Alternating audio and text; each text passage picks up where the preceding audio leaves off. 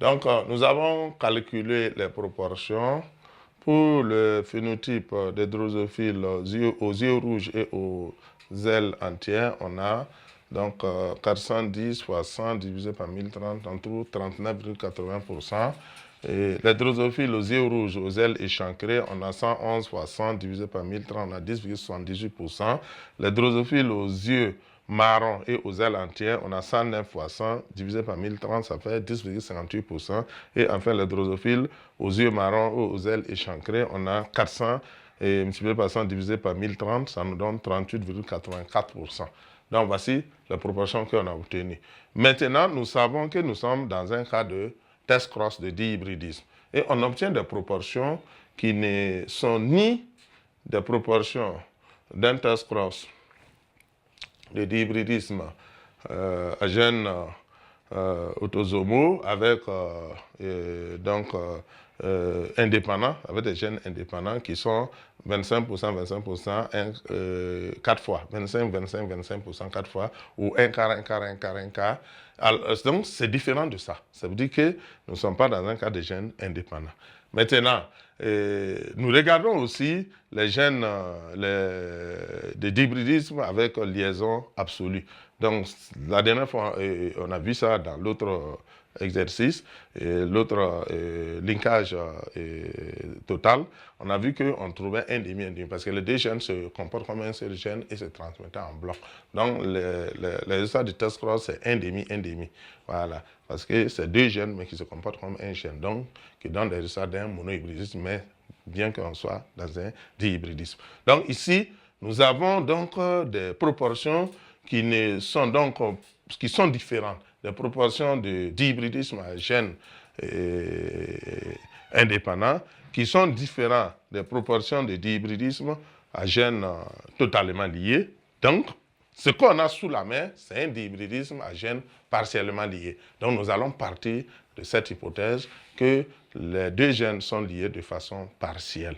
Et bien sûr, on va essayer de voir le pourcentage des recombinaisons. Donc, il suffit de prendre, pour les recombiner, comme c'est un test cross, on peut les prendre et on va faire une moyenne, ça va nous donner le taux de recombinaison. Donc, correspondant à ça, P. Pourcentage de recombinaison P égale donc à 10,78 plus 10,58 divisé par 2. Donc, on va prendre la moyenne comme pourcentage de recombinaison. Donc, voilà ce que nous allons écrire donc, avant de passer à l'interprétation. Donc, nous avons terminé l'analyse. Dans l'analyse, on a émis l'hypothèse de deux gènes donc, qui sont partiellement liés avec un pourcentage de recombinaison P. Voilà, donc on va essayer d'interpréter. Donc, dans l'interprétation, maintenant, nous avons repris le premier croisement. Les parents P1, P2, le phénotype, on a RE, c'est-à-dire yeux rouges, L entière, avec le parent aux yeux marrons et aux ailes échancrées. Donc, les génotypes, tous les deux parents sont homozygotes. Donc, on a RE, et grand R, grand E, grand R, grand E. Et petit r, petit e, petit r, petit e. Ensuite, les gamètes produisent à 100% de grand R, grand E, 100% de petit r, petit e.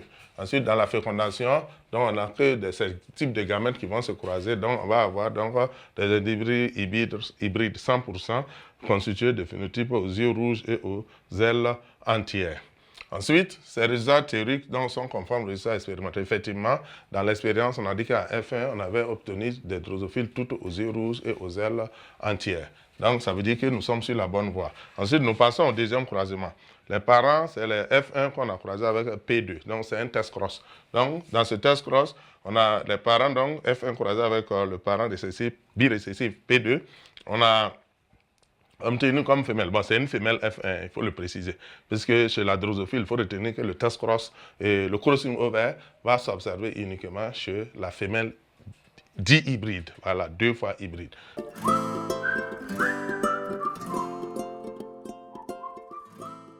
Donc, ce qui nous donne comme phénotype yeux rouges et L entière, croisés donc avec P2 aux yeux marrons et L échancré. Les génotypes, ça nous donne donc un génotype hybride pour la F1 et homozygote pour le parent P2.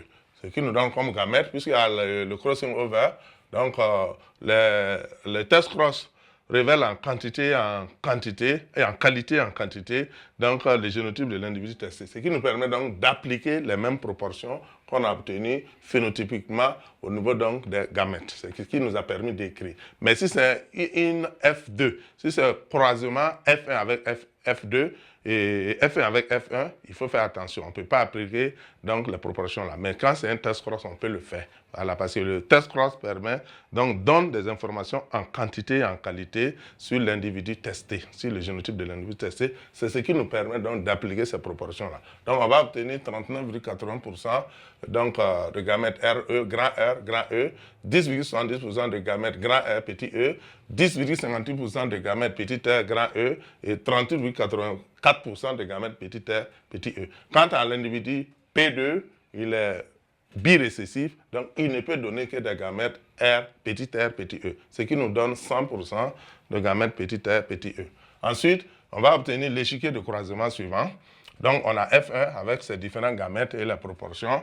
Le P2, donc un seul type de gamètes, 100% de petit R, petit E. Voici ce qui nous donne donc les proportions 31,80% d'individus aux yeux rouges et aux ailes échancrées, 10,78% d'individus aux yeux rouges et je répète, 39,80% d'individus aux yeux rouges et aux ailes entières, 10,78% d'individus aux yeux rouges et aux ailes échancrées, 10,58% d'individus aux yeux marrons et aux ailes entières, et enfin 38,84% d'individus aux yeux marrons et aux ailes échancrées.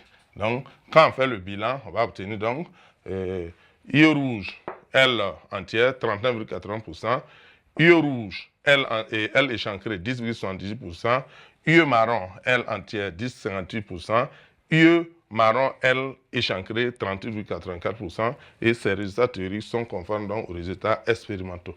Donc, ça veut dire que nous sommes sur la bonne voie et ça va nous permettre donc de tirer la conclusion qui nous permet d'écrire que dans les deux croisements, les résultats théoriques et expérimentaux sont conformes, ce qui nous permet de dire que l'hypothèse est vérifiée et donc d'affirmer que nous sommes bel et bien dans un cas de dihybridisme à gènes autosomaux avec dominance et liaison partielle chez la femelle dihybride. Donc, liaison partielle chez la drosophile femelle dihybride. Je dis bien chez la drosophile femelle dihybride parce que chez le mâle, il n'y a pas de crossing over. Le crossing over, c'est uniquement chez la femelle. Donc, c'est ce qui nous a permis d'obtenir ces différents types de phénotypes. Voilà, c'est la femelle qui a produit ces gamètes-là. Voilà, le mâle, il va produire donc, s'il est dihybride, lors de la gamétogénèse chez la drosophile femelle, donc 2 fois hybride, F1, bien sûr, il y a donc le phénomène de crossing over, c'est-à-dire échange de fragments donc de chromosomes entre des chromosomes donc homologues, voilà, des chromatides, des chromosomes homologues, bien sûr. Donc, ça va nous donner donc des récombinés. Il y a les gamètes parentaux, par exemple, ici, c'est les parentaux, et ces deux-là, c'est des récombinés. C'est le phénomène de crossing over qui a permis donc l'apparition de ces nouveaux types de phénotypes. Il n'y avait pas ces phénotypes-là au niveau des parents. Voilà, donc c'est des récombinés.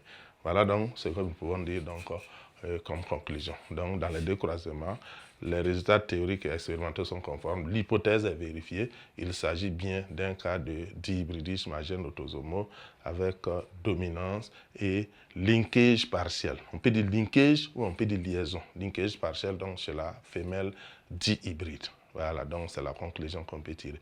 Maintenant, ça va nous permettre d'introduire le petit cadre qui est la carte factorielle, qui permet de calculer les distances entre les gènes dans le cas de ces liaisons partielles-là. Donc, on va écrire le petit cadre, donc la carte factorielle, pour terminer ce chapitre.